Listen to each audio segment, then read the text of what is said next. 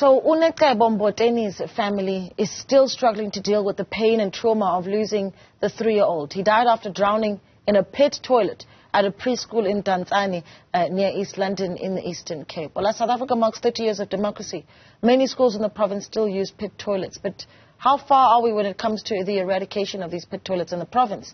Well, to discuss that, we are joined now by Itumleng Mothlabane, who is Eastern Cape's Equal Education Provincial Head. Itumleng, good morning to you. Thank you so much for speaking to us. I mean, just your initial reaction hearing about this 3-year-old's death, again in a pit toilet. We report on a story of yet another child drowning in a pit toilet. It's quite very sad. As Equal Education, we are very saddened by the passing of Unecebo, and we would like to convey our condolences to the family. However, we also are very frustrated by this situation to have to continue 10 years after the legislation of norms and standards for public school infrastructure that made these structures illegal. 30 years after democracy. It's been almost 16 years of Equal Education calling for the eradication of plain pit latrines in schools. So it's quite frustrating to have to hear of another situation like this when we've done everything possible from an activist side to make sure that the government listens and understands the urgency around eradicating pit latrines. Yeah, but how big of a problem is it still in the Eastern Cape? I mean, are you able to paint a picture of just how many? And here we're talking about a preschool, and we'll get into that in a moment. But let's talk about just basic education sort of purview here. The schools in the Eastern Cape that are still using pit toilets, how big of a problem is it? What are the numbers? So right now, according to the EFMS that was released late 2023, you have 506 schools that still use pit latrines. So just to paint a picture, if you, in each of those schools, you have 150 learners, then it means that 75,000 learners in this province run the risk of going to school and having what happened to Unecebo happen to them. So it's really just a blur picture if you're looking at how urgent this issue is. 75%. I mean, I just want to emphasize that because that's very shocking. 75% of learners in the Eastern Cape are using pit latrines and stand the chance of then falling into a pit latrine like we did with little Unecebo. This is a horrific number.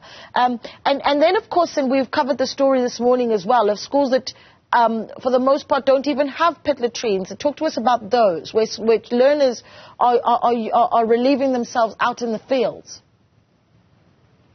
Now, unfortunately, because of data gaps, there isn't enough statistics for us to know how many schools don't have any toilets, because according to the Department of Basic Education and the ECDOE, there aren't any. But we've come across a story of Dalubuhle Primary School that is in Mthatha, where teachers and learners relieve themselves in the field and relieve themselves in houses near the school. So this tells you that these cases exist.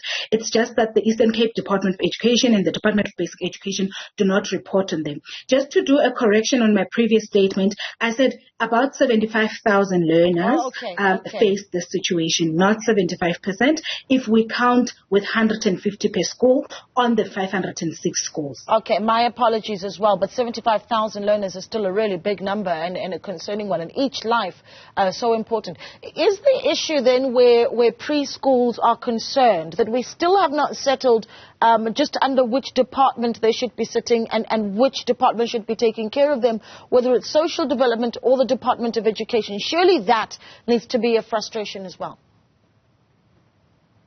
Right now, it's really a frustration because no one wants to take core responsibility, and these ECD centers are run in private centers that are not evaluated in terms of how much safety they have.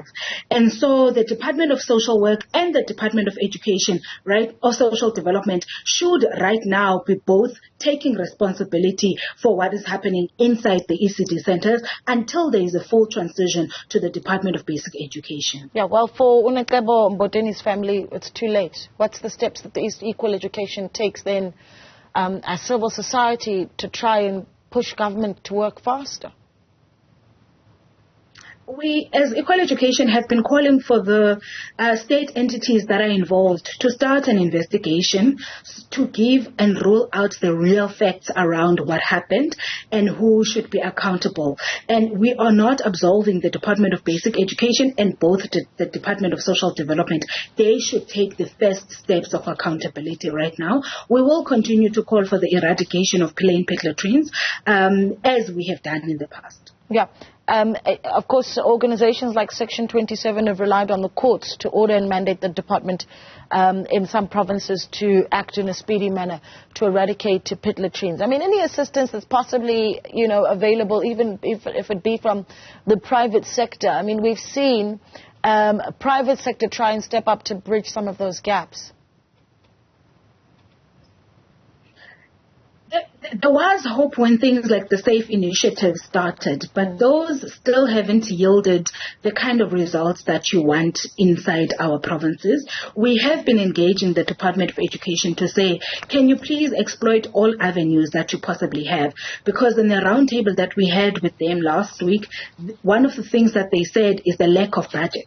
Yeah. And so those were among our suggestions to say, why are you not trying for private sector? Why are you not making public calls for more budget to come in the province? However, we're also wary of the capacity issues that have led to the 205 million being returned, the 100 million being forfeited. So there are still those complications of capacity within our department.